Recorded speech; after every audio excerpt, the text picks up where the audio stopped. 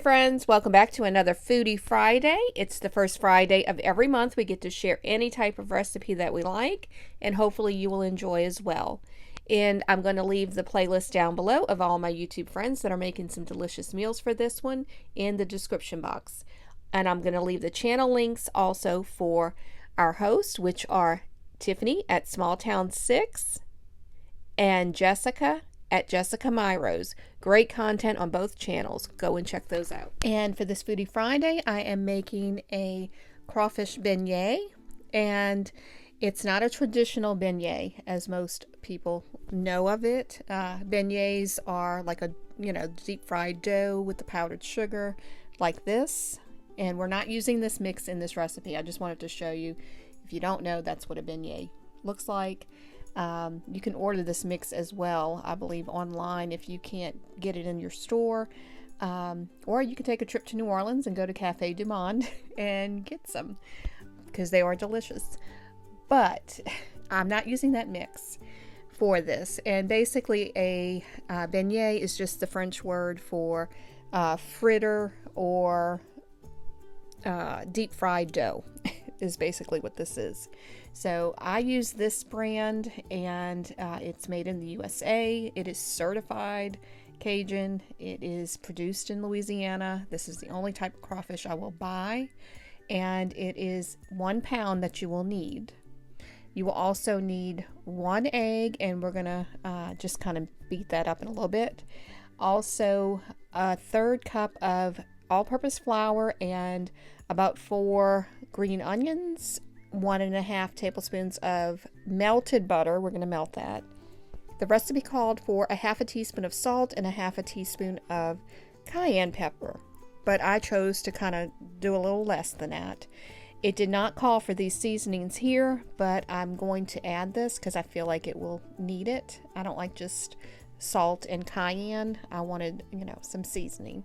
And you will also need some oil for frying, because we need to deep fry these, and I prefer to use the canola. But I'm going to show you how easy these are to make and how quick it will be to put together. You can get crawfish at Walmart in the frozen section, but I don't know if it's going to be this brand. I think it's a different one, but it is a product of the USA, and it is a product of Louisiana, so I'm not sure if it's local or not to your area. But the first thing I'm going to do is I put that crawfish in just a big bowl, and I cut it up into smaller pieces because the crawfish is whole, so it is, a piece of crawfish when you get it. So just chop it up a little bit, but add the butter, then add that egg, add the green onions, and like I said, I think that was about 4 of those cut up. Then I just kind of, stir it up a little bit just to kind of mix it in. Then I add the salt and the cayenne pepper. And you can add as much or as little of the cayenne that you want. Also, I add a little bit of black pepper. And then I'm going to add some Tony Chachere's to this as well, because I feel like that will help season this. Like I said, salt and cayenne, I just don't think is enough. And being from Louisiana, we like our food flavored really well. So add that flour. This is what's going to help with that egg and everything to kind of bind it together when you go to deep fry it. But I did find I needed to add a little bit more flour to this. I did not feel as though it had the consistency that would work in the oil. So, be mindful if you're going to make this that you may need to add just a little bit. You can kind of, tell if it's going to stick together or not. And I did add a little bit more Tony Chachere's, and you can add any seasonings you want to this, whatever you feel would go with it, and what your family likes. And you can make it as spicy or not as spicy. So just it's very forgiving as far as that goes. Just add the seasonings that you want. But I was showing there that it did need to have a little bit more flour, and that's what I did. Just added as I went, just add a little bit at a time. And then when I got the consistency that I wanted and felt like it would stick together and not fall apart so much in the oil. Then I heated up my pan, and you want to make sure that oil is hot. It has to be hot for these. So I just took a spoon and I just put a little bit on it and then just dropped it into the pan. And it did break up just a tiny bit. You can see where, you'll notice in a minute, some of the little pieces, they just separated from the larger piece. But that was okay, and that didn't go to waste. I did eat those. So you have to have something to test with, right? To taste test. So once these become golden brown, these do not take very long at all. I mean, you do have to keep an eye on it. Don't walk away from your stove while this is cooking, because it just takes very few minutes, you know, for that to cook.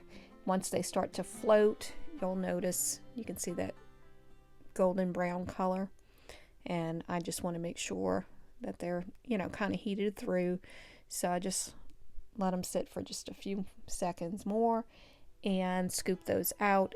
And I don't put these on a paper towel. I think it's best to put them on a tray or a rack and put the paper towel underneath, so that way it catches the oil that comes off of them. But if you put it on a rack, they don't get soggy as if you were to leave them on the paper towel. But I continue just to scoop those in and continue to fry them up. Once they get golden brown, take them out, and that is it for the fritters. And I do put a little bit of salt over that once they're done. I always feel like anything fried needs to have a little bit of salt sprinkled on top. Not a ton, just a little bit. That helps to enhance that flavor. But these worked out really great. So I think I got 19 out of those. And I wanted to do these as well. These are called Cajun corn. So you just need to cut the corn on the cob into smaller pieces. Then spray it down with some olive oil or any type of spray that you have. Avocado oil would be good too, but I'm using the olive oil that I have. Then in this little spice jar that I had that was empty, I added some paprika, some salt, and a little bit of pepper to it. I will leave the link down below for this, so that way you can get the amount of ingredients that you need for it.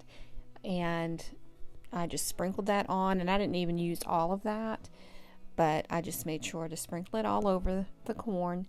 Then I took the Tony Chachere's and sprinkled that on. You can use any type of seasoning really that you want for this. They had Slap Your Mama seasoning, which is a Louisiana brand, but I'm using that one because that's what I have.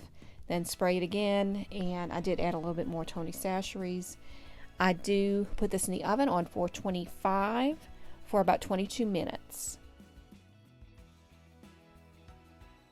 And the last thing I made to go with those crawfish beignets were just some boiled red potatoes, and I just added some salt, some Zatarain's crab oil. I added a cap full of that, and 3 tablespoons of butter, and just boiled it. And they taste just like if you had a crawfish boil, you know, a crab boil, shrimp boil, how your potatoes would taste. And I did add just a little bit of pepper to it and just a tiny bit more salt. But they tasted really, really good. So I really did enjoy those. We have those a lot. We'd like to have potatoes with the crab boil in it. And for us, this was a complete meal with those crawfish beignets and that corn and the potatoes. Really did enjoy this. Definitely down home cooking and flavors. So I'm going to leave the link down below for all of the, well, the potatoes is just me, but the crawfish beignets and the corn, I will leave the links to those recipes. Now, I do know the crawfish beignet, the link I'm sending you to, is not the person who originally made it, but it is a Taste of Home, I believe, recipe. Please don't forget to check the playlist down below, and don't forget to check Tiffany and Jessica's channels out. And I hope that you enjoyed this video. If you did, please give it a thumbs up, and if you're interested in seeing more like it, please click that subscribe button and the notification bell. That will notify you when I post new videos. Hope everyone has a blessed day. Thank you so much for watching. God bless y'all.